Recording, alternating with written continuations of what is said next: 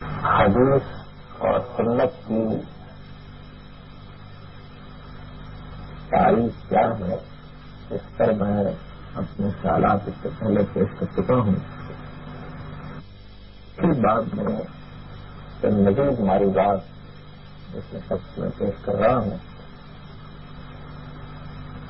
میں نے اس سے پہلے بھی بارہا یاد کیا ہے کہ ہم کو یہ دین جو اللہ تعالیٰ کی طرف سے ملا ہے، اس کا باخت اس زمین پر تنہا پیغمبر صلی اللہ علیہ وسلم کی ذات بیان ہے. ہمارے پاس یہ انہیں کی وساطت سے پہنچا. چنانچہ اس میں تو کوئی شبہ ہی نہیں ہے کہ وہ جس چیز کو دین قرار دے دیتے ہیں اس کے بارے میں پھر دو رائے نہیں ہو سکتی ہے. اور قرآن مجید نے ان کی یہ حیثیت بہت واضح طریقے سے بیان کر دی ہے. میں اس کی تفصیل اس سے پہلے کر چکا ہوں. یہ دین جو ہم کو پیغمبر صلی اللہ علیہ وسلم کی وساطت سے ملا ہے، قرآن مجید کے بعد اس کی دوسری صورت نبی صلی اللہ علیہ وسلم کی سنت ہے. سنت کی اصطلاح ہمارے نزدیک ان احکام کے لیے بولی جاتی ہے کہ جو رسالت مآب صلی اللہ علیہ وسلم نے اس امت میں رائج کر دیے اور پھر صحابہ کرام کے عملی تواتر سے وہ اس امت کو منتقل ہو گئے. نبی صلی اللہ علیہ وسلم نے ان کو ایک طریقے کی حیثیت سے اپنے ماننے والوں میں جاری کیا. انہوں نے ان کو اپنایا اور پھر ان کی ایک عظیم اکثریت میں جس کے بارے میں یہ شبہ نہیں ہو سکتا تھا کہ وہ کسی غلط بات پر متحد ہو جائے، انہیں امت کو منتقل کیا. اور اب صحابہ کرام سے اس امت کو ان احکام کے ملنے سے متعلق اس امت کا اجماع ہے.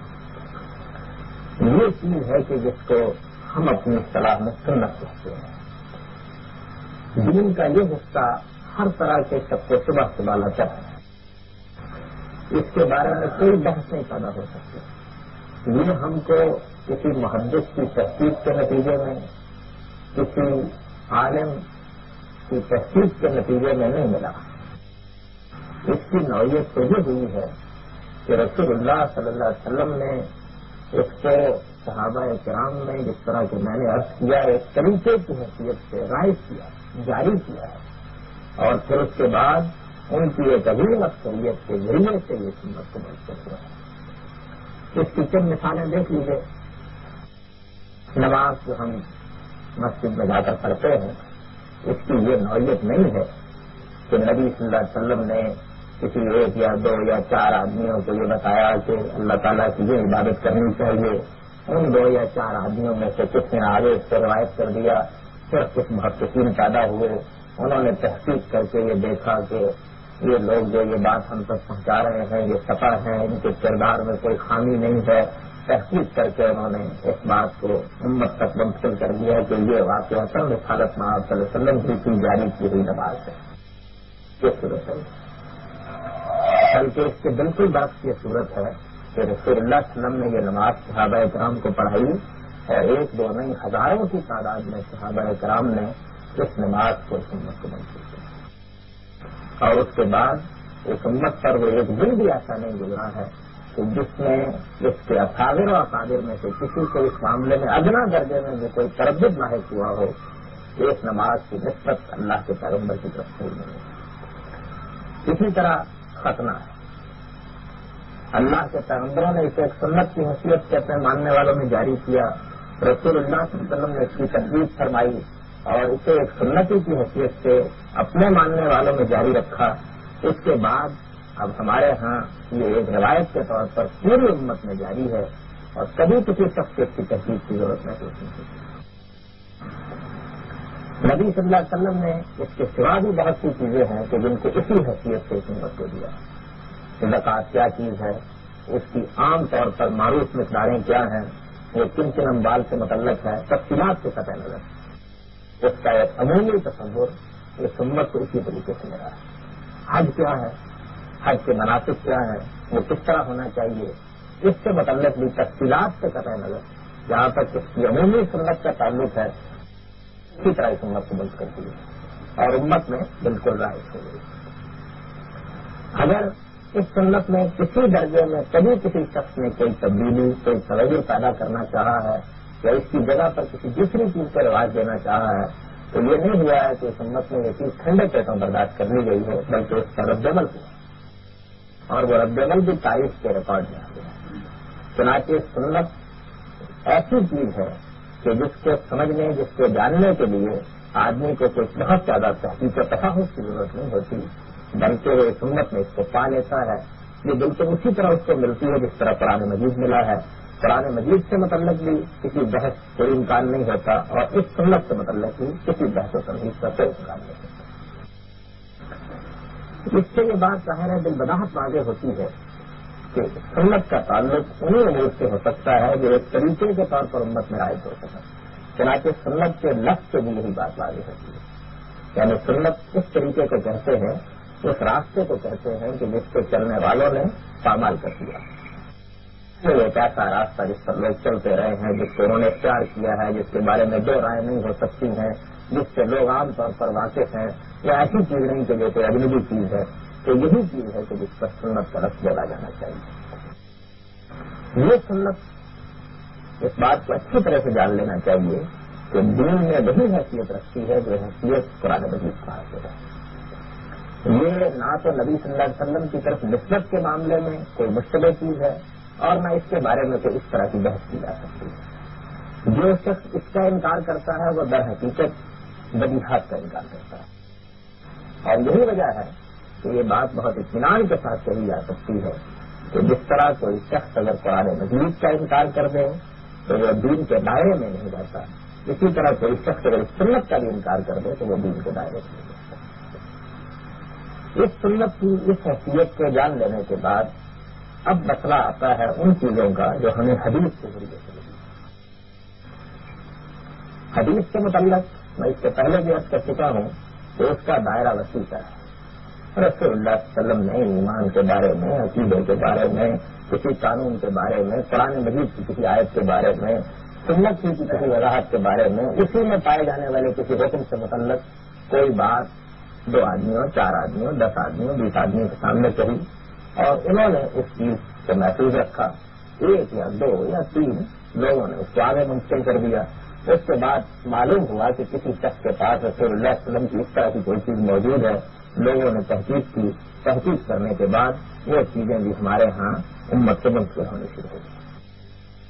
حدیث کی نوعیت ہے، اس میں وہ اہتمام نہیں ہوتا جو اہتمام سنت کے معاملے میں ہے۔ اس میں تو نوعیت یہ ہوتی ہے کہ بعض اوقات رسول اللہ صلی اللہ علیہ وسلم بات فرماتے ہیں اور سامنے 2 یا 4 یا 10 آدمی ہوتے ہیں، کسی مجمع عام میں فرما دیتے ہیں، لیکن بس روی میں فرما دی۔ اس بات کو سننے والے لوگوں میں سے ایک نے محفوظ رکھا، 2 نے محفوظ رکھا، وہ ہم کو 2-4 آدمیوں سے مل گئی یا اس سے زیادہ سے مل گئی، اس کی نوعیت یہ ہوتی ہے۔ اسی طریقے سے اس میں یہ بھی ہوتا ہے کہ بعض اوقات رسالت میں آپ صلی اللہ علیہ وسلم نے کچھ فرمایا نہیں ہوتا، بلکہ آپ نے کوئی کام دین کی حیثیت سے کیا ہے، لوگوں نے اس کو دیکھا، 1-2 آدمی نے اس کو بیان کر دیا۔ اسی طرح بعض اوقات کوئی کام بھی نہیں کیا ہوتا، بلکہ آپ کے سامنے کچھ دوسرے لوگ کوئی کام کر دیتے ہیں اور رسول اللہ صلی اللہ علیہ وسلم اس کی تصویر فرما دیتے ہیں، یعنی رسول اللہ صلی اللہ علیہ وسلم اس پر نفی یا انکار کا رویہ اختیار نہیں کرتے۔ اس چیز کو ہماری حدیث کی اصطلاح میں تقریر کہا جاتا ہے، یعنی رسول اللہ کا کوئی فرمان ہے تو یہ قول ہے، رسول اللہ صلی اللہ علیہ وسلم نے کوئی کام کیا ہے تو یہ فعل ہے، اور اگر کسی نے کوئی کام کیا اور اس کو نبی صلی اللہ علیہ وسلم نے خاموش رہ کر ہی صحیح برقرار رکھا یا اس کی تصویر میں کوئی بات کہہ دی تو بس یہ بھی سمجھ لیجیے کہ معلوم ہو گیا کہ رسول اللہ صلی اللہ علیہ وسلم کے نزدیک یہ بات قابل قبول ہے، اس کو دینی حیثیت دی جا سکتی ہے۔ یہ تمام چیزیں ہیں کہ جن کو جب صحابہ کرام سے لوگوں نے سننا شروع کیا تو ان میں ایک فطری شوق پیدا ہوا کہ وہ ان کو بھی محفوظ کریں۔ چنانچہ یہ معلوم ہے کہ پہلے مرحلے میں تو یہ صورت رہی کہ لوگ زیادہ تر قرآن کی حفاظت کرتے رہے، سنت کے لیے کسی اہتمام کی ضرورت نہیں تھی، وہ امت میں رائج تھی، اس لیے ممکن ہو ہی رہی تھی۔ جب کسی شخص کو یہ معلوم ہونا شروع ہوا، اور اندازہ کیجیے کہ کس ہستی کے بارے میں معلوم ہونا شروع ہوا، اللہ کے پیغمبر کے بارے میں معلوم ہونا شروع ہوا کہ انہوں نے فلاں موقع پر یہ کام کیا تھا، یہ بات کہی تھی، تو اس سے متعلق بھی ایک عام جذبہ لوگوں میں پیدا ہوا کہ وہ اس کی حفاظت کریں۔ پہلے مرحلے میں تو لوگوں کا خیال یہ تھا کہ یہ چیز بھی امت کے اندر موجود ہے، چل رہی ہے، کوئی زیادہ تردد کی ضرورت نہیں، لیکن اس کی حفاظت سے متعلق اس وقت بہت تردد لاحق ہو گیا جب یہ چیز سامنے آنے لگ گئی کہ کچھ لوگ نبی صلی اللہ علیہ وسلم کی طرف غلط باتیں منسوخ کر رہے ہیں، وہ دین میں رخنہ اندازیاں کر رہے ہیں، وہ اطمینان سے یہ بیان کر دیتے ہیں کہ نبی صلی اللہ علیہ وسلم نے اس طرح فرمایا تھا، اور جب دور فتنہ میں بالخصوص اس طرح کی بہت سی چیزیں سامنے آنی شروع ہوئیں تو لوگوں نے اس کی تحقیق کے لیے اپنے اندر ایک عمومی جذبہ محسوس کیا۔ یہ جو کچھ ہے اور نبی صلی اللہ علیہ وسلم سے جس طرح ہم کو مل سکا ہے، اس کو اگر سامنے رکھ کر دیکھا جائے تو یہ صاف واضح ہوتا ہے کہ اس کے بارے میں علماء محققین اگر یہ بات کہتے ہیں کہ حدیث کے ذریعے سے نبی صلی اللہ علیہ وسلم ہم کو کوئی نیا دین نہیں دیتے، دین سارا کا سارا اپنی اساسات میں قرآن میں ہے اور نبی صلی اللہ علیہ وسلم کی سنت میں ہے، اس کو دینے کا اللہ کے پیغمبر نے اہتمام کیا ہے۔ حدیث میں کیا چیزیں ہوتی ہیں؟ وہی چیزیں جو قرآن میں ہیں، سنت میں ہیں، ان کی شرح وضاحت ہو جاتی ہے۔ ان کی اساس پر کوئی چیز دوسری متفرع ہو رہی ہوتی ہے، اس کو بیان کر دیا جاتا ہے۔ ان میں کسی چیز کی حیثیت اصول کی ہوتی ہے اور اس اصول کا اطلاق بھی کسی دوسری چیز پر ہوتا ہے، نبی صلی اللہ علیہ وسلم وہ اطلاق کر دیتے ہیں۔ یعنی یوں سمجھ لیجیے کہ حدیث میں وہی باتیں ہوتی ہیں جن کی اساس قرآن میں ہوتی ہے یا ان کی اساس سنت میں ہوتی ہے یا وہ عقل و فطرت کے عام مسلمات ہوتے ہیں، ان کو بیان کر دیا جاتا ہے۔ اس کے ذریعے سے بڑی روشنی ملتی ہے، بڑی حکمت ملتی ہے۔ اللہ کے پیغمبر کس طریقے سے قرآن مجید کی شرح وضاحت کرتے ہیں، قرآن مجید کا اطلاق واضح کرتے ہیں، قرآن مجید کے عموم و خصوص کی طرف توجہ دلاتے ہیں، اس سے بڑی روشنی ملتی ہے۔ تو حدیث میں در حقیقت یہ چیزیں ہوا کرتی ہیں، اس میں کوئی اجنبی دین نہیں ہوتا، یعنی ایسی کوئی چیز اس میں نہیں ہوتی کہ جو اگر نہ ہوتی تو دین میں کوئی نقص رہ جاتا، یعنی اس کی نوعیت بالکل وہی ہوتی ہے کہ ہم نے ایک اصول وضع کیا ہے، اس اصول کی روشنی یہاں بھی پہنچ رہی ہے، اللہ کے پیغمبر اس کو واضح کر دیتے ہیں۔ بعض کے علماء بھی یہ کام کرتے ہیں، لیکن بڑا فرق ہے اس میں کہ کوئی عالم اس روشنی کو ہم تک پہنچائے اور اللہ کا پیغمبر خود اس روشنی کو پہنچائے۔ اس لیے امت میں اگر اس کی قدر و قیمت کا لوگوں کو احساس ہوا تو ظاہر ہے کہ یہ کوئی ایسی بات نہیں تھی کہ جس پر نقد و جرا کی جائے، احساس پیدا ہونا ہی چاہیے تھا۔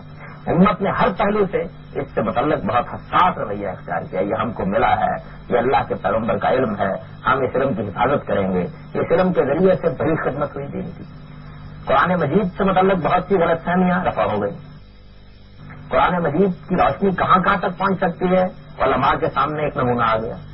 کسی اصول کی بنیاد پر کیسے فروع مستنبط کی جاتی ہیں، اس کے لیے اصول دریافت ہو گئے۔ یعنی حقیقت یہ ہے کہ ہماری امت میں ہمارے فقہاء نے اور ہمارے علماء نے بعد میں جو دین کی خدمت کی ہے اس کے لیے تمام تر روشنی نبی صلی اللہ علیہ وسلم کی انہی حدیث میں موجود تھی۔ اس سے معلوم ہو جاتا تھا کہ قرآن مجید میں عام کیا ہوتا ہے، خاص کیا ہوتا ہے، جملے کو سمجھنے کا طریقہ کیا ہے۔ بعض اوقات قرآن مجید ایک خاص طرح کا عرف پیدا کر دیتا ہے، اس کی بنیاد پر بات کہاں سے کہاں پہنچ جاتی ہے، بعض اوقات ایک اصول قائم کر دیتا ہے، اس اصول کی روشنی کہاں تک پہنچ رہی ہوتی ہے۔ تو واقعہ یہ ہے کہ اجتہاد کی بنیاد ہی نبی صلی اللہ علیہ وسلم کا یہ سارا کام بنا۔ پھر ایک دوسری بڑی خدمت اس سے یہ انجام پائی ہے کہ اس کے ذریعے سے سنت سے متعلق اگر کبھی کوئی غلط فہمی پیدا ہوئی یا سنت سے متعلق اہل بدعت نے کوئی مسئلہ پیدا کر دیا تو اس ریکارڈ کے ذریعے سے اس کی بھی حفاظت ہونے لگ گئی، اور اس طریقے سے گویا سنت کی حفاظت کا فریضہ انجام دینے میں بھی حدیث نے بڑا کردار ادا کیا۔ حدیث کی یہ نوعیت ہے، اس سے متعلق یہ بات جان لینی چاہیے کہ یہ جو ذخیرہ ہمارے پاس ہے، ظاہر بات ہے کہ یہ ذخیرہ ہم کو جس ذریعے سے ملا ہے اس کی تحقیق کی ضرورت ہے، ہمیں مجید کے متن کی تحقیق کی ضرورت نہیں ہے۔ وہ ہمیں اس طرح ملا ہے کہ جس کے بارے میں دو رائے نہیں ہو سکتی۔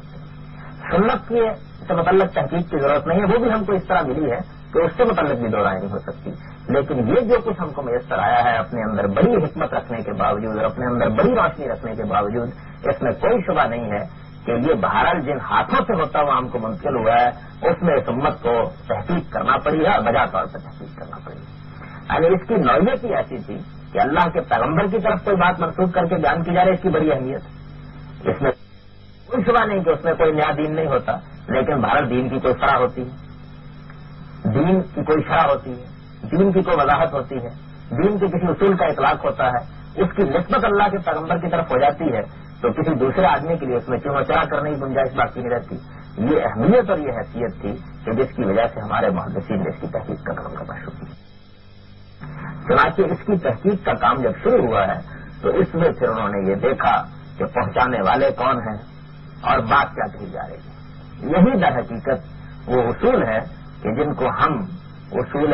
تدبر حدیث کے طور پر سمجھتے بھی ہیں اور بیان بھی کرتے ہیں. اس بات میں جو اہم ترین مقدمہ سب سے پہلے سامنے آتا ہے وہ یہ ہے کہ ہم کو یہ حدیث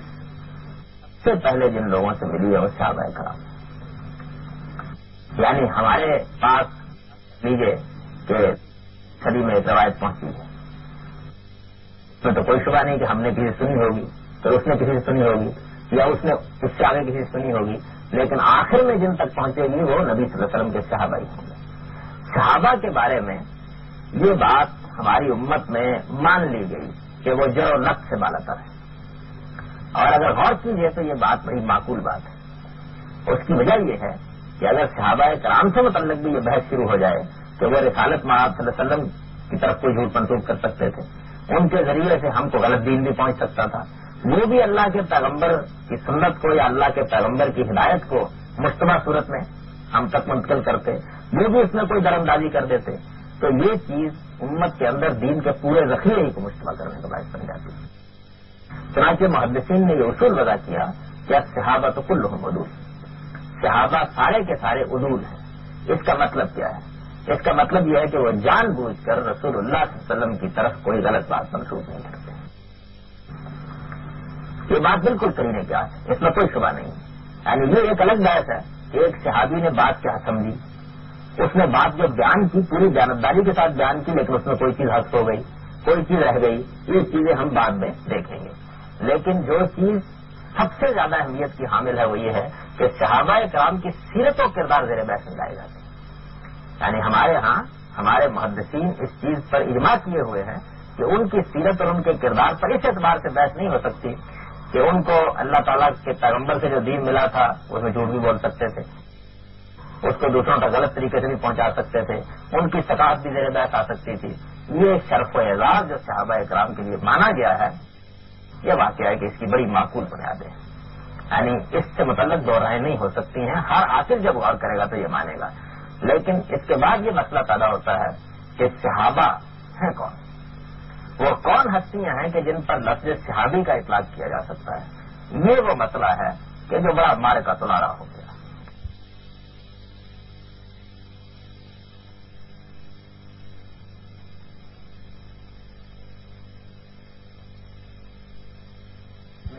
ہمیشہ سے دو گروہ رہے. ایک جماعت کا نقطہ نظر یہ ہے کہ ہر وہ شخص جس نے حالت ایمان میں رسول اللہ صلی اللہ علیہ وسلم کو دیکھا وہ صحابی ہے. ایک آدمی آیا، ایمان لایا، رسول اللہ صلی اللہ علیہ وسلم کے پاس 2 لمحے کے لیے بیٹھا، وہ یہ کہیں گے کہ یہ صحابی ہے. ایک شخص نے رستے میں کہیں رسول اللہ صلی اللہ علیہ وسلم کو دیکھا، ایمان قبول کیا، ہو سکتا ہے کہ 2 لمحے اونٹ کی باغ پکڑ کے کھڑا رہا، اس کے بعد چلا گیا، صحابی. یعنی ان کے نزدیک صحابی کی تعریف یہ ہے کہ ہر وہ شخص جس نے رسول اللہ صلی اللہ علیہ وسلم کو حالت ایمان میں دیکھی ہے. دوسری جماعت وہ ہے کہ جو یہ کہتی ہے کہ یہ معاملہ یوں نہیں ہے. رسول اللہ صلی اللہ علیہ وسلم کے صحابہ صرف وہی لوگ ہیں کہ جنہوں نے ایمان قبول کیا، پھر وہ نبی صلی اللہ علیہ وسلم کے پاس آ گئے، ان کی صحبت میں رہے، انہوں نے بہت سا وقت ان کی ملازمت میں گزارا، وہ ان سے استفادہ کرتے رہے، وہ ان کے ساتھ غزووں میں شریک ہوئے. اگر کوئی جہاد کا موقع آیا تو اس سے پیچھے نہیں ہٹے، نبی صلی اللہ علیہ وسلم کے مزاج اور نبی صلی اللہ علیہ وسلم کی استاد طبع سے واقف رہے. ان کو یہ حیثیت دی جا سکتی ہے کہ ان کے ایمان سے متعلق، ان کے معتقدات سے متعلق کوئی شبہ پیدا نہ کرے. یہ 2 نقطہ ہے نظر. یہ دونوں نقطہ نظر محدثین کے ہاں موجود ہے، اور اس پر جو اس فن کی اعلیٰ ترین کتابیں ہیں ان میں بہت تفصیل سے بحث کر کے یہ بتا دیا جاتا ہے کہ اس طرف بھی بہت جلیل القدر لوگ رہے ہیں اور اس طرف بھی بہت جلیل القدر لوگ رہے ہیں. وہ لوگ جو ہر اس شخص کو صحابی قرار دیتے ہیں کہ جو حالت ایمان میں نبی صلی اللہ علیہ وسلم سے ملا ہے وہ بھی جلیل القدر لوگ، اور وہ لوگ کہ جو صحابی کی دوسری تعریف کرتے ہیں وہ بھی معمولی لوگ نہیں ہیں. میں نے اس سے پہلے بھی عرض کیا تھا کہ اس فن کی اہم ترین کتاب الکفایہ فی علم الروایا، خطیب بغدادی نے یہ کتاب بہت ابتدائی زمانے میں لکھی، اور اس میں کوئی شبہ نہیں کہ اگر اس فن کے لوگ یہ کہتے ہیں کہ اس کتاب کے بعد اس فن پر جو کچھ بھی کسی نے لکھا کل نے یالو لگا، وہ سب کا اعتماد اسی پر غلط ہے۔ اس میں اس فن کی تمام بنیادی چیزیں آ گئی۔ اس وقت اس فن کے ائمہ کس طرح سوچتے تھے، ان کی آرا کیا تھی، ان میں کیا مباحث تھے، اس پر بہت تفصیل کے ساتھ انہوں نے کلام کیا۔ چنانچہ میں ان دونوں گروہوں کی رائے انہی کے الفاظ میں آپ کے سامنے رکھ دیتا ہوں۔ پہلے گروہ کا جہاں تک تعلق ہے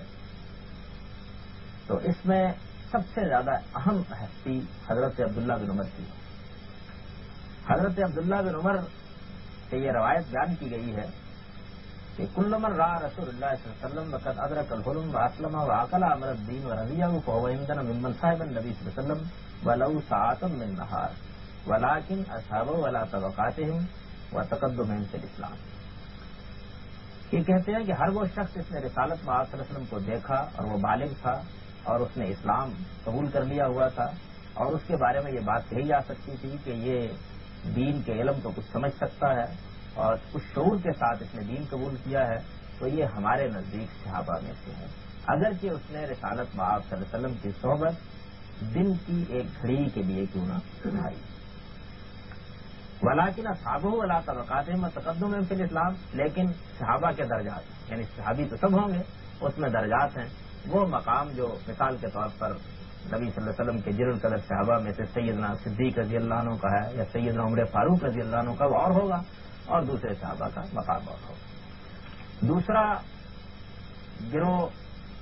جو رائے رکھتا ہے اس میں سب سے زیادہ اہم ترین ہستی حضرت سعید بن مسیب کی ہے۔ وہ فرماتے ہیں کہ صحابی وہ ہے کہ من اقام مع رسول اللہ صلی اللہ علیہ وسلم سنۃ و سنتین وغزا معه غزوۃ و غزوتین، یعنی ہم تو صحابی اس کو کہتے ہیں کہ جس نے رسول اللہ صلی اللہ علیہ وسلم کے پاس کوئی سال دو سال قیام کیا ہو، ان کے ساتھ غزووں میں شریک رہا ہو، ایک صحیح دو صحیح، لیکن بہرحال کچھ وقت اس نے رسول اللہ صلی اللہ علیہ وسلم کی صحبت میں گزارا۔ اسی سلسلے میں یہ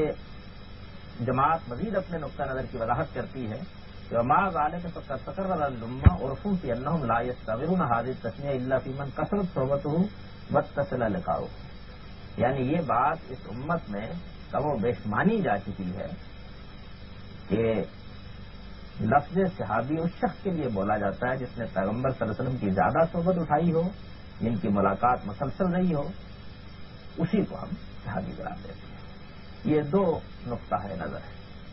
اب یہ دیکھنا چاہیے کہ ان دونوں نقطہ نظر میں دلیل کی روح سے کس نقطہ نظر کے حاملین کی رائے زیادہ مضبوط ہے۔ ہمارے نزدیک دوسرا گروہ ہی اصل میں ثواب پر ہے، اس میں تو کوئی شک نہیں کہ یہ بھی بڑا شرف ہے کہ کسی آدمی نے رسول اللہ صلی اللہ علیہ وسلم کو حالت ایمان میں دیکھا، لیکن صحابی یا صحبت کا لفظ یہ واقعہ ہے کہ اپنے لغت ہی کے لحاظ سے اس بات کا تقاضا کرتا ہے کہ اس کا اطلاق ہر اس شخص پر نہ کر دیا جائے جس نے رسول اللہ صلی اللہ علیہ وسلم کو دو گھڑی کے لیے دیکھا ہے۔ ہم قرآن مجید میں خود یہ فرق محسوس کرتے ہیں۔ قرآن مجید ان اعراب کا ذکر کرتا ہے جو نبی صلی اللہ علیہ وسلم کے زمانے میں ایمان لائے، انہوں نے نبی صلی اللہ علیہ وسلم کو دیکھا، حالت ایمان میں دیکھا، ان کے اسلام کی خود نفی نہیں کی گئی۔ یہ الگ بات ہے کہ ایمان کی کیفیت کیا ہے، ایمان کی حالت کیا ہے، قرآن مجید یہ کہتا ہے کہ اس کی حلاوت انہوں نے ابھی نہیں چکھی ہے، لیکن بہرحال اس تعریف کی روح سے اب ہمیں تو نہیں معلوم کہ ان میں کون کیا ہے، لیکن مسلمانوں کی فہرست میں وہ شامل تھے۔ ان سب کے سب لوگوں کے متعلق قرآن مجید سے معلوم ہوتا ہے کہ وہ ان کو وہ شرف و اعزاز تو نہیں بخشتا کہ جو باقی صحابہ کو بخشتا ہے۔ یہ معمولی درجے کا شرف نہیں ہے کہ کسی شخص کے بارے میں ہم یہ مان لیں کہ نبی صلی اللہ علیہ وسلم کی طرف جو کچھ بھی یہ نسبت کر کے کہے گا اس میں دو رائے نہیں ہو سکتی۔ ظاہر ہے کہ یہ معمولی بات نہیں، یہ بڑی غیر معمولی بات ہے۔ اتنی غیر معمولی بات کو ماننے کے لیے یہ ضروری ہے اور ہر حال میں ضروری ہے کہ پھر یہ متعین کیا جائے کہ وہ کون لوگ ہیں کہ جن پر اس صفت کا اطلاق ہو سکتا ہے۔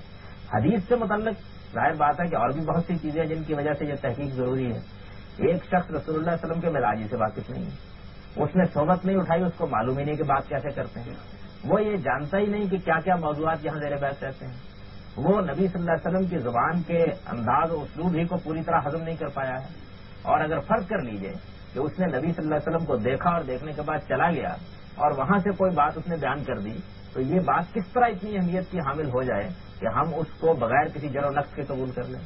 صحابہ میں اگر فرض کر لیجئے کہ حضرت ابو درداء ہیں یا حضرت ابو ذر غفاری ہیں یا حضرت عبداللہ بن مسعود ہیں یا حضرت علی ہیں یا حضرت صدیق اکبر ہیں یا حضرت عمر ہیں یا حضرت عثمان ہیں رضوان اللہ علیہم، تو یہ بہرحال اس درجے کے لوگ ہیں کہ رسول اللہ کا انہوں نے ساتھ دیا ہے، نبی صلی اللہ علیہ وسلم کے یہ پاس رہے ہیں، ان کے پاس بیٹھ کر ان کی صحبتوں میں شریک رہے ہیں، ان کے بارے میں تو یہ اعتماد بجائے اعتماد ہے کہ یہ اگر نبی صلی اللہ علیہ وسلم کی طرف کوئی بات منسوخ کر کے کہیں گے تو اس میں غلطی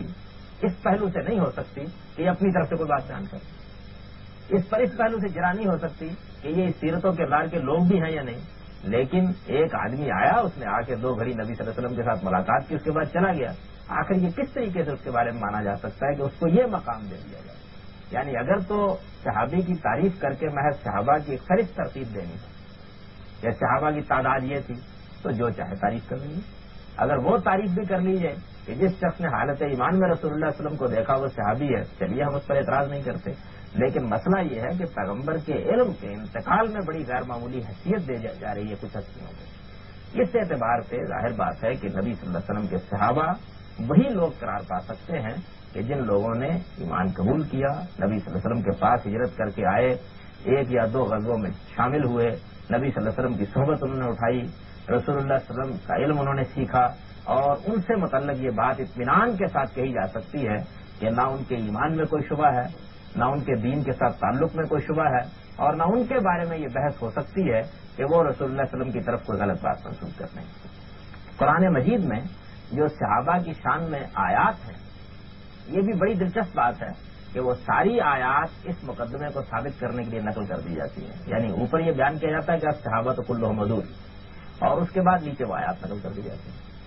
پہلے یہ بیان کر دیا جاتا ہے کہ تمام صحابہ جر و نقص سے بالا تر ہیں، اور پھر یہ کہا جاتا ہے کہ قرآن مجید کی یہ آیات ہیں کہ جو اس حقیقت پر دلالت کرتی ہیں، لیکن قرآن مجید کی وہ آیات نکال کے خود قرآن مجید میں دیکھیے تو یہ معلوم ہوگا کہ وہ آیات تمام کی تمام ان صحابہ کے بارے میں ہیں کہ جنہوں نے رسول اللہ صلی اللہ علیہ وسلم کے ساتھ ہجرت کی، جنہوں نے رسول اللہ صلی اللہ علیہ وسلم کی صحبت اٹھائی، جو ان کے ساتھ غزووں میں شریک ہوئے ہیں، جنہوں نے انصار کی حیثیت سے خدمات انجام دی ہیں۔ یعنی اس معاملے میں جو غلطی ہوتی ہے وہ یہ ہے کہ تعریف کر کے تو ان لوگوں کی فہرست سامنے لے آئی جاتی ہے کہ جو جہاں تہاں سے آئے، کبھی ایمان قبول کیا چلے گئے، کسی سفر میں ملے ایمان قبول کیا واپس ہو گئے، کسی جگہ کے اوپر سے آ کے نبی صلی اللہ علیہ وسلم کی 2 لمحوں کے لیے صحبت اٹھائی اور بس اس کے بعد معاملہ ختم ہو گیا، اور آیات وہ بیان کی جاتی ہیں کہ جن آیات کا تعلق ان جلیل القدر ہستیوں سے ہے جنہوں نے رسول اللہ علیہ وسلم کی صحبت اس طرح اٹھائی ہے جس طرح صحبت اٹھانے کا ہے۔ چنانچہ دیکھیے کہ قرآن مجید میں یہ آیات کیا کیا ہے۔ سورہ توبہ میں یہ 100 نمبر آیت ہے، اور یہ بھی بالعموم صحابہ کی تعدیل کے بعد ہی میں پیش کی جاتی ہے۔ یہ ہے کہ والسابقون الاولون من المہاجرین والانصار والذین اتبعوہم بإحسان رضی اللہ عنہم ورضوا عنہ وأعد لهم جنات تجری تحتها الانہار خالدین فیہا ابدا ذلک الفوز العظیم، یعنی وہ لوگ کہ جنہوں نے سب سے پہلے مہاجرین و انصار میں سے دین کے لیے سبقت کی، اور وہ لوگ جنہوں نے بڑی خوبی کے ساتھ ان کی اتباع کی، اللہ ان سے راضی ہو گیا، وہ اللہ سے راضی ہو گئے، اللہ نے ان کے لیے وہ باغ تیار کر رکھے ہیں جن میں نہریں بہتی ہیں، ان میں ہمیشہ رہیں گے، اور یہ بڑی کامیابی۔ اس میں جن لوگوں کا ذکر ہے اس میں قرآن مجید نے کوئی وہم تو نہیں رکھا، یعنی قرآن مجید کی روح سے سب سے بڑا درجہ جو دین میں کسی شخص کو حاصل ہو سکتا ہے وہ سبقت کا درجہ ہے۔ السابقون السابقون سورہ واقعہ میں قرآن مجید نے جو 3 جماعتیں بیان کی ہیں کہ جب اللہ تعالیٰ قیامت میں لوگوں کو اٹھائے گا تو کنتم ازواجا ثلاثا، تم اس وقت 3 جماعتوں میں بٹ جاؤ گے۔ ایک وہ لوگ ہوں گے جن کو قرآن مجید اصحاب الشمال کہتا ہے، یعنی جن کا انجام جہنم ہے، ان کے لیے دوزخ تیار کی گئی ہے۔ دوسرے وہ لوگ ہیں کہ جن کے بارے میں قرآن مجید یہ کہتا ہے کہ وہ اصحاب الیمین ہیں، انہوں نے اچھے کام کیے ہیں، اللہ نے ان کے عمل کو قبول کیا، ان کو بھی اللہ تعالیٰ بڑا درجہ دے گا، ان کے لیے جنت کی بڑی نعمتیں ہیں۔ اور تیسرا گروہ وہ ہے کہ جس کو وہ السابقون کہتا ہے، یہ قرآن مجید کی روح سے سب سے بڑی جماعت ہے، سب سے اہم ترین جماعت ہے، یہ اعلیٰ ترین درجہ ہے جو اس زمین پر کوئی حاصل کر سکتا ہے۔ یعنی وہ لوگ کہ دین کی دعوت ان کو دی گئی، وہ اس کی طرف لپکے، دین ان کے سامنے آیا، انہوں نے بغیر کسی تردد کے اس کو قبول کیا۔ دین کے معاملے میں جب اللہ کے پیغمبر کی آواز ان تک پہنچی تو وہ لمحے بھر کے لیے بھی نہیں رکے، اور جب بات ان کی سمجھ میں آ گئی تو اس کے بعد وہ اس طرح اس کے ساتھ متعلق ہو گئے کہ پھر ہر آزمائش میں وہ پورے اترے۔ جنگ کا موقع آیا تو انہوں نے جنگ کی، جہاد کا موقع آیا تو اس کے لیے ڈٹ گئے، اگر کوئی مالی انفاق کا موقع آیا تو کوئی تردد ان کو لاحق نہیں ہوا، بدر ان کی راہ میں آئی تو اس میں بھی انہوں نے جانفشانی دکھائی،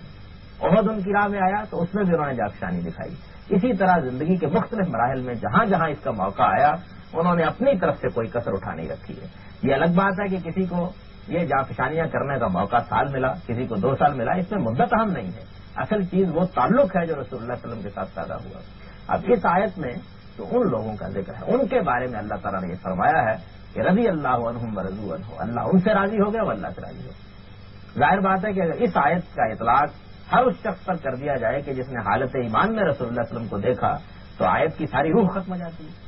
یعنی اس میں جو مہاجرین و انصار بیان ہوئے ہیں ذرا تاریخ کا مطالعہ کیجیے اور نبی صلی اللہ علیہ وسلم کی سیرت کی روشنی میں دیکھیے کہ وہ کیا لوگ تھے. مکہ میں جب حضور صلی اللہ علیہ وسلم نے اپنی دعوت اٹھائی اس وقت وہ لوگ ایمان لائے جن کو ہم مہاجرین کہتے ہیں. اس وقت جب رسول اللہ صلی اللہ علیہ وسلم کے دین کو کوئی تائید ادھر ادھر سے حاصل نہیں، جب اس کے سیاسی غلبے کے بارے میں کوئی شخص کرائم کی بنیاد پر کوئی حکم نہیں لگا سکتا تھا، جب رسول اللہ صلی اللہ علیہ وسلم کے ساتھیوں کے اوپر تعذیب کے پہاڑ توڑے جا رہے تھے، اس زمانے میں وہ ایمان لائے. اور ایمان لانے کے بعد جو مراحل بھی اس میں پیش آئے خندہ پیشانی کے ساتھ انہوں نے ان مراحل میں اپنے ایمان اور استقامت کا ثبوت دیا. ہجرت حبشہ کا موقع ہے تو وہاں چلے گئے. رسول اللہ صلی اللہ علیہ وسلم نے ان کو اپنا وطن چھوڑنے کے لیے کہا تو وہ چھوڑ کر ادھر آ گئے. یعنی جو چیز بھی ان کے سامنے دینی تقاضے کے طور پر آئی انہوں نے اپنا قدم اس سے پیچھے نہیں ہٹایا، یہاں تک کہ اپنا سب کچھ چھوڑ کر وہ رسالت محمد صلی اللہ علیہ وسلم کے ساتھ ہجرت کی سعادت حاصل کر کے مدینہ میں آ کے شام پذیر ہو گئے. یہ مہاجرین ہیں. انصار کون ہیں؟ انصار وہ لوگ ہیں کہ جن لوگوں نے رسول اللہ صلی اللہ علیہ وسلم کو اس وقت دین کی دعوت دی، اپنے آنے کی دعوت دی جب کوئی شخص یہ ذمہ داری قبول کرنے کے لیے تیار نہیں. سیرت کا مطالعہ کرنے سے معلوم ہوتا ہے اور قرآن مجید میں بھی اس کے نظائر موجود ہیں کہ جس وقت رسول اللہ صلی اللہ علیہ وسلم نے اپنی قوم پر حجت پوری کر دی تو اس کے بعد مختلف مواقع پر ایک ایک قبیلے کے پاس جا کر یہ کہا کہ کوئی ہے کہ جو میری پشت پناہی کرے اور کوئی ہے کہ جو اپنی سرزمین کو میرے ساتھ متعلق کر دے اور کوئی ہے جو میری ذمہ داری اٹھا لے، لیکن کوئی شخص تیار نہیں. اسی طرح کے مواقع پر مینا میں ان لوگوں سے ملاقات ہوئی ہے جن کو ہم بعد میں انصار کے لقب سے ملقب پاتے ہیں. ان سے رسول اللہ صلی اللہ علیہ وسلم نے جب یہ بات کہی تو انہوں نے نبی صلی اللہ علیہ وسلم کی دعوت سنی. ان پر یہ بات واضح ہو گئی کہ یہ حق ہے، وہ اس پر ایمان لائے اور اس کے بعد انہوں نے کہا کہ ہم آپ کی پشت پناہی کرنے کے لیے تیار ہیں، لیکن ہمیں تھوڑی مہلت دے دیجیے. ہم یہ چاہتے ہیں کہ آپ وہاں کے صاحب اقتدار رہنما کی حیثیت سے وہاں جائیں. چنانچہ انہوں نے سال کی مہلت مانگی. سال کی مہلت مانگی اور اس دوران میں اللہ کے دین کے مدینے میں پھیلانے کا غیر معمولی اہتمام کیا. پھر اس کے بعد جب وہ اس نتیجے پر پہنچ گئے کہ اب ایک بڑی قوت فراہم ہو گئی ہے، پھر وہ آئے اور انہوں نے آ کر اس وقت بے سر و سامانی کے عالم میں رسالت محمد صلی اللہ علیہ وسلم کی تمام ذمہ داری اٹھا لی. اس وقت کی تصویر جب آنکھوں کے سامنے آتی ہے تو واقعہ کی حیرت ہوتی ہے کہ کس طرح اللہ کے بندے نبی صلی اللہ علیہ وسلم کی تائید کے لیے راضی ہوئے. خود اس موقع پر نبی صلی اللہ علیہ وسلم کے ام محترم حضرت عباس رضی اللہ عنہ نے یہ کہا کہ تم جانتے ہو کہ تم اس ہستی کو لے کر جا رہے ہو تو اس کے معنی کیا ہیں؟ اس کے معنی یہ ہیں کہ تم اصل میں اسود و احمر سے لڑائی مول دے رہے ہو. تمہیں معلوم ہونا چاہیے کہ اس کے نتائج کیا نکلیں گے. بہت سوچ سمجھ کر ان کی ذمہ داری اٹھاؤ. انہوں نے کہا کہ ہم یہ ذمہ داری اٹھانے کے لیے تیار ہیں اور ایسے خوبصورت الفاظ میں، ایسے شاندار الفاظ میں یہ ذمہ داری اٹھائی کہ وہ تاریخ میں ہمیشہ سنہرے حرفوں سے لکھے تھے.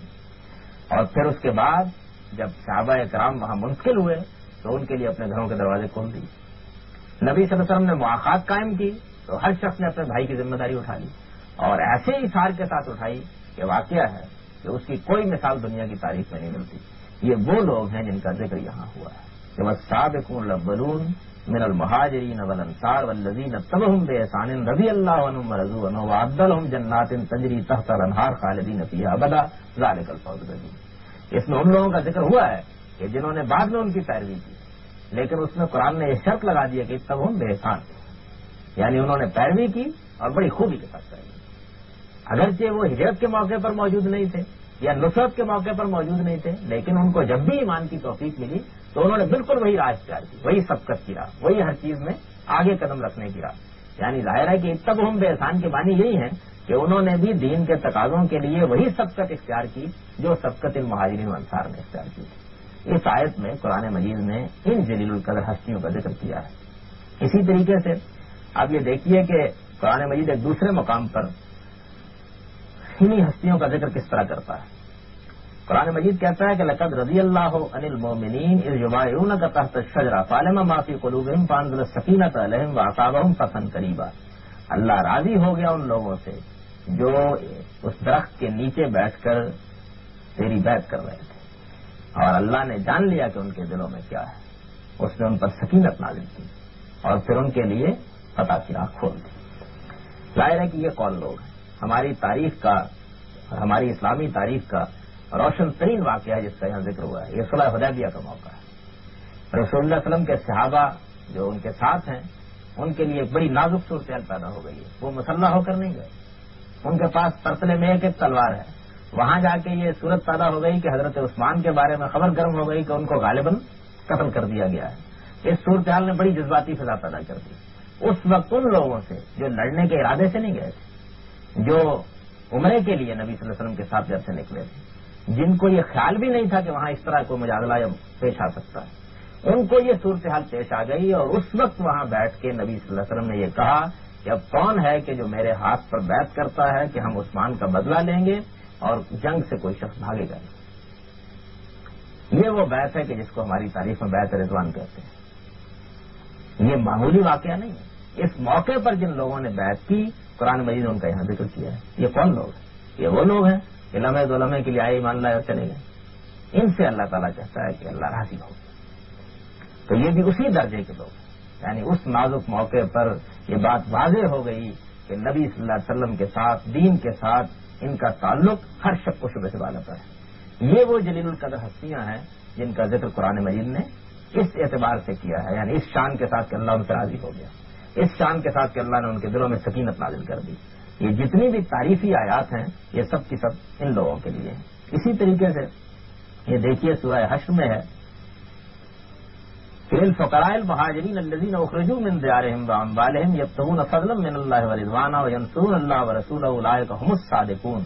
والذين تبوؤوا الدار والايمان من قبلهم يحبون من هاجر اليهم ولا يجدون في صدورهم حاجه مما اوتوا ويؤثرون على انفسهم ولو كان بهم خصاصه ومن يوق شح نفسه فاولئك هم المفلحون. سورہ حشر کی 8 آیات ہیں، ان میں بھی مہاجرین و انصار کا ذکر ہوا ہے. اور یہ آیات بھی بالعموم الصحابہ کلهم عدو ہی کے ذیل میں پیش کی جاتی ہے.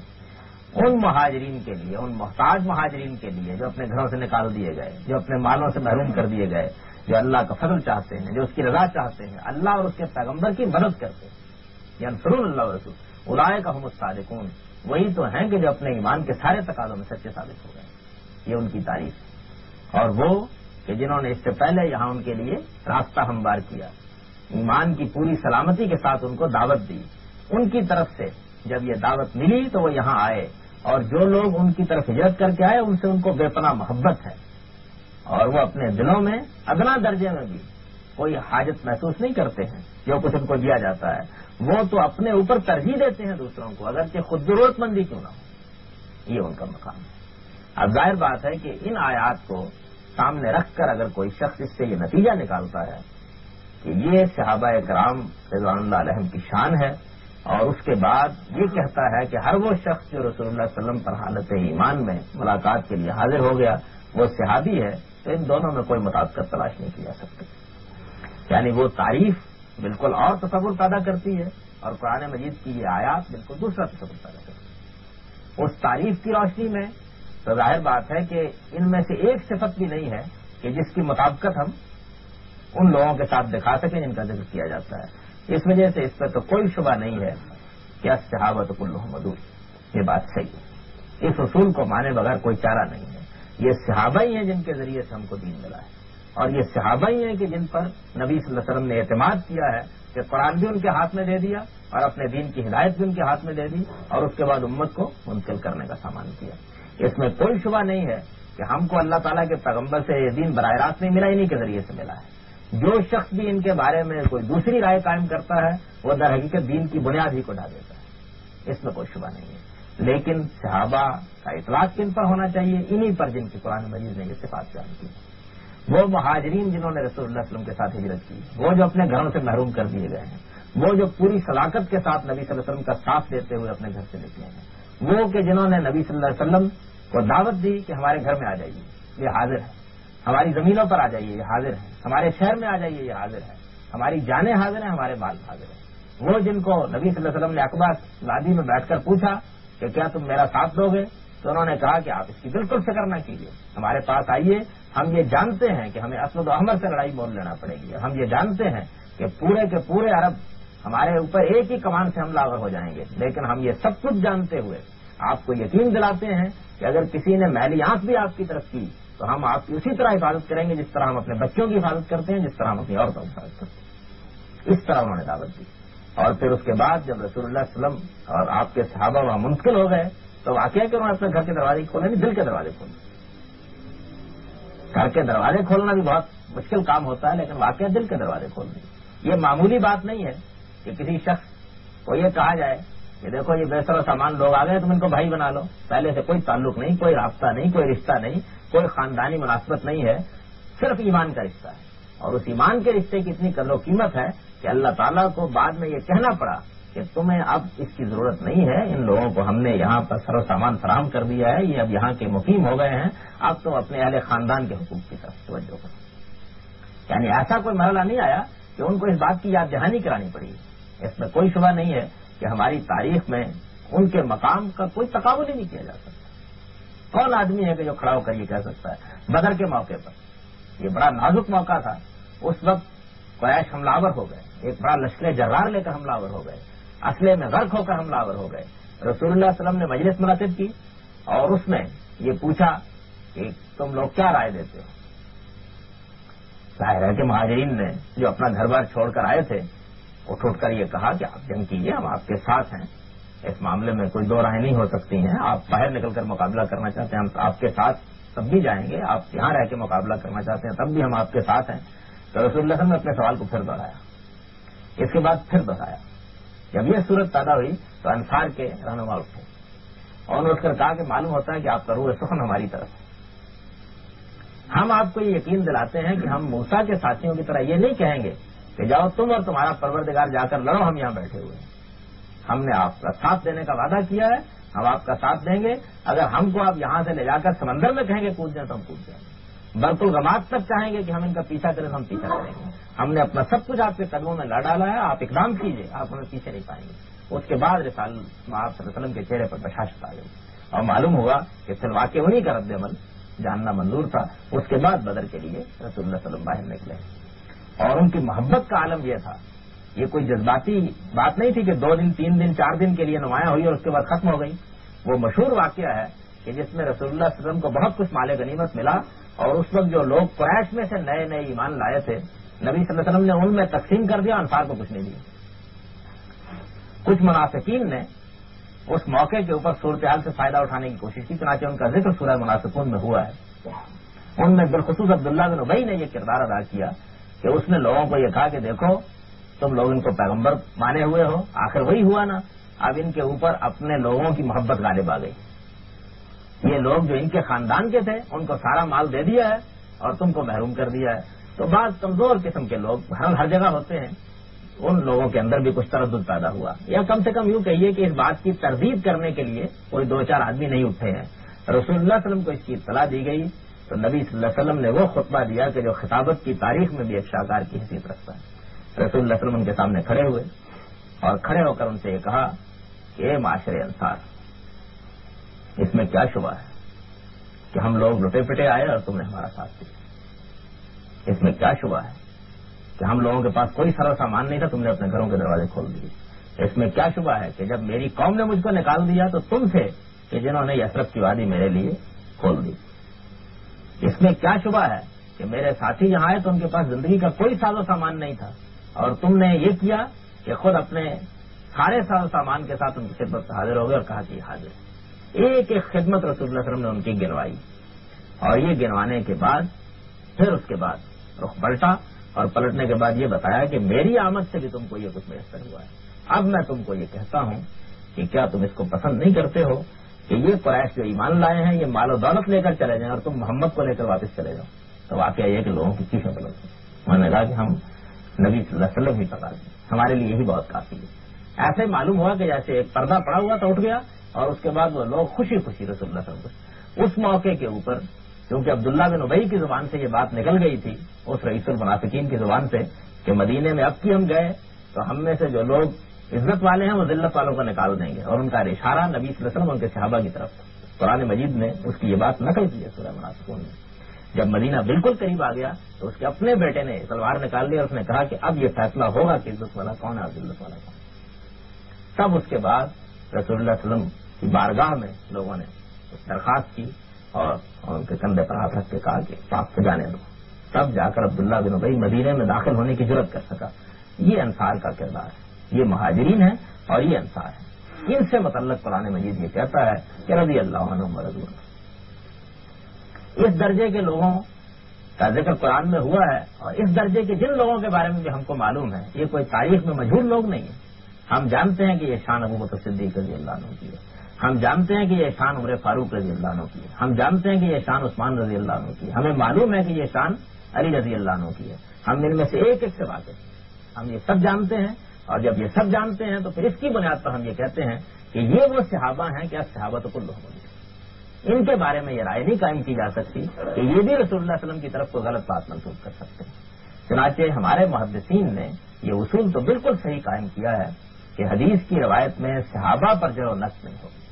یعنی اس اصول سے کوئی اختلاف نہیں ہے، یہ اصول بالکل صحیح ہے، عقل و فطرت کے عین مطابق ہے، قرآن مجید کی نصوص کے بھی عین مطابق ہے۔ لیکن یہ بات کہ پھر صحابی کی تعریف یہ کر دی جائے کہ ہر وہ شخص جس نے حالت ایمان میں رسول اللہ صلی اللہ علیہ وسلم کو دیکھا وہ صحابی ہے، یہ کسی طرح نہیں مانی جا سکتی۔ پھر یہ ماننا پڑے گا کہ مہاجرین صحابہ ہیں، ماننا پڑے گا کہ انصار صحابہ ہیں، ماننا پڑے گا کہ وہ لوگ جنہوں نے رسالت میں آپ صلی اللہ علیہ وسلم کے ساتھ اپنا وطن چھوڑا اور نکلے اور پھر جا کر یثرب میں آباد ہو گئے، وہ صحابہ ہیں۔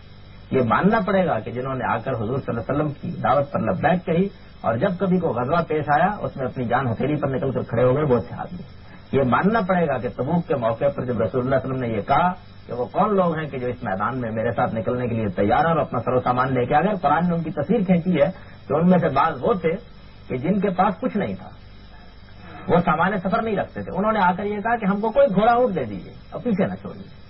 ہم اس سفر میں ساتھ جانا چاہتے ہیں۔ اور نبی صلی اللہ علیہ وسلم نے اور مسلمانوں نے معذرت کی کہ ہمارے پاس سامان نہیں ہے دینے کے لیے اور ہم تمہیں ساتھ نہیں لے جا سکتے، تو وہ وہاں سے روتے ہوئے واپس ہوئے، یعنی اس سزا میں، جبکہ منافقین طرح طرح کے عذر تراش رہے تھے کہ کسی طریقے سے ہم کو وہاں نہ جانے کے معاملے میں سہولت مل جائے، اس موقع کے اوپر انہوں نے اس شان کے ساتھ رسول اللہ صلی اللہ علیہ وسلم کا ساتھ دیا، وہ صحابی ہے۔ اسی طریقے سے وہ لوگ کہ جنہوں نے نبی صلی اللہ علیہ وسلم پر فتح مکہ کے بعد سے اتبعہم احسان کے تحت ایمان قبول کیا، اور پھر اس کے بعد ان کا رویہ وہی رہا جو رویہ ان کی دل قدر صحابہ کا تھا۔ ایمان کی دولت اگر بعد میں ملی تو کم سے کم رویے میں وہ چیز ضرور موجود رہی کہ انہوں نے اپنی اصلاح کی، اپنے پچھلے اعمال کو ختم کیا، رسول اللہ کا ساتھ اس طرح دیا کہ بعد میں کوئی تردد کی علامت بھی ان کی پیشانی پر نظر نہیں آئی، یعنی قرآن مجید نے شامل کیا ان کو اتبعہم باحسان۔ یہ وہ لوگ ہیں کہ جنہوں نے صحابہ کی پیروی کی خوبی کے ساتھ، اس میں کوئی شک نہیں ہے کہ وہ بھی سب اس مرتبے کے اہل ہیں، اور ان میں سے بھی ایک ایک کے بارے میں ہم کو معلوم ہے کہ کون اس وقت ایمان لایا، اس نے کتنا عرصہ رسول اللہ صلی اللہ علیہ وسلم کی صحبت اٹھائی، کتنا عرصہ وہ نبی صلی اللہ علیہ وسلم کے پاس رہا، وہ مجالس میں کس طرح شریک ہوتا رہا، بعد میں اس کا کردار کیا رہا، نبی صلی اللہ علیہ وسلم کے دنیا سے رخصت ہو جانے کے بعد اس نے اس خلافت کے استحکام میں کیا کردار ادا کیا، جس کو جتنی مہلت ملی،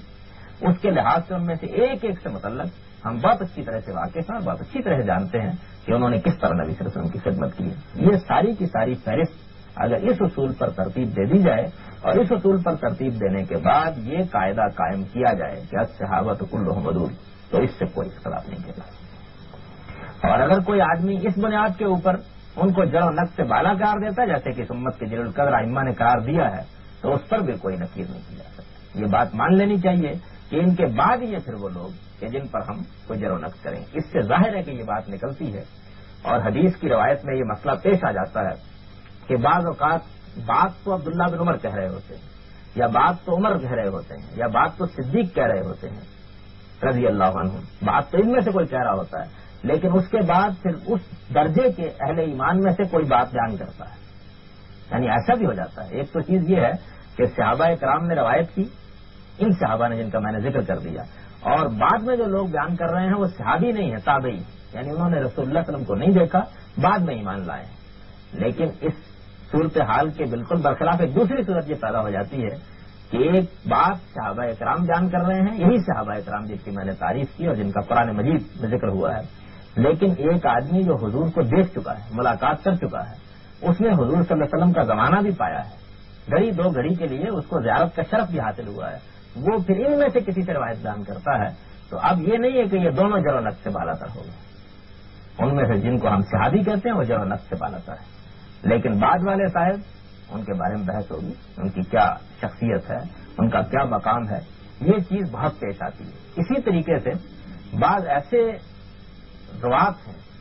کہ جن کے بارے میں یہ بیان کیا جاتا ہے کہ یہ صحابی تھے، لیکن یعنی اسی اصول پر کہ وہ نبی صلی اللہ علیہ وسلم کے اوپر ایمان لائے تھے اور انہیں حالت ایمان میں نبی صلی اللہ علیہ وسلم کو دیکھا تھا، بیان کیا جاتا ہے، لیکن ان کی شخصیت ایسی مجہول ہے کہ کچھ خبر نہیں، ان کا ماں کون تھی، ان کا باپ کون تھا، وہ کیا تھے، کب ایمان لائے، کس وقت ایمان لائے، وہ ایک آدھ آدمی کہہ دیتا ہے۔ اس طرح کے لوگوں کو بھی یہ حیثیت حاصل نہیں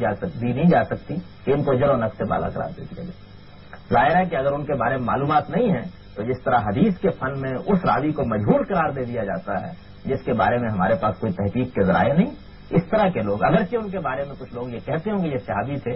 ان کے بارے میں بھی یہی اصول قائم کیا جائے گا کہ ان کو بھی روایت کے اعتبار سے مجہول قرار دیا جائے گا۔ یعنی یہ چیز بالکل یوں سمجھ لیجیے کہ عقلی طور پر ان مقدمات کے نتیجے کے طور پر سامنے آتی ہے۔ جب ہم نے وہ بات مان لی کہ صحابی کی تعریف یہ ہے تو اس کے بعد بس اتنی بات نہیں ہے کہ کوئی شخص یہ کہہ دے کہ یہ صحابی ہے، یعنی وہ بتائے کہ یہ کون ہے، مہاجرین میں سے ہیں، انصار میں سے ہیں، اتبعہم بإحسان کی تعریف ان پر صادق آتی ہے، یہ وہ ہیں کہ جنہوں نے ان کے لیے گھر تیار کیے تھے، وہ ہیں جو تبوک میں نکلے تھے، اس طرح کے لوگ مجہول نہیں ہو سکتے، ان کے بارے میں تمام معلومات تاریخ میں موجود ہیں، اور اگر ہمیں یہ معلومات ان کے بارے میں حاصل نہیں ہے تو ہم ان کو دوسرے درجے میں رکھتے ہیں، وہی رکھیں گے اور وہاں رکھ کے ان کے ساتھ وہی معاملہ کریں گے جو معاملہ ہم کسی بھی روایت کے راوی کے ساتھ کرتے ہیں، اس کی سیرت کی تحقیق کریں گے، اس کے کردار کی تحقیق کریں گے۔ آدمی مجہول ہے تو جس طرح کسی اور راوی کو مجہول قرار دیتے ہیں اس کو بھی مجہول قرار دے دیں گے، اور ظاہر ہے کہ یہ چیز روایت کا ذوق شمار ہوتی ہے تو وہاں بھی اس کا ذوق شمار ہوگی، یعنی وہ سارے قاعدے اور وہ سارے ضابطے جو دوسرے راویوں سے متعلق اختیار کیے جاتے ہیں اس فن میں، وہ اس کے بارے میں بھی اختیار کیے جائیں گے۔ یہ مقدمات ہیں کہ جو تدبر حدیث کے اصول و مبادی سے متعلق اچھی طرح ذہن نشین کر لینے چاہیے، اور یہی مقدمات ہیں کہ جن سے در حقیقت وہ نتائج نکلیں گے کہ جو نتائج ہم اصول تدبر حدیث میں نکالتے اور ان کی بنیاد پر حدیث سے جر و نقص کرتے ہیں۔ اقول قولی ھذا واستغفر اللہ لی ولکم۔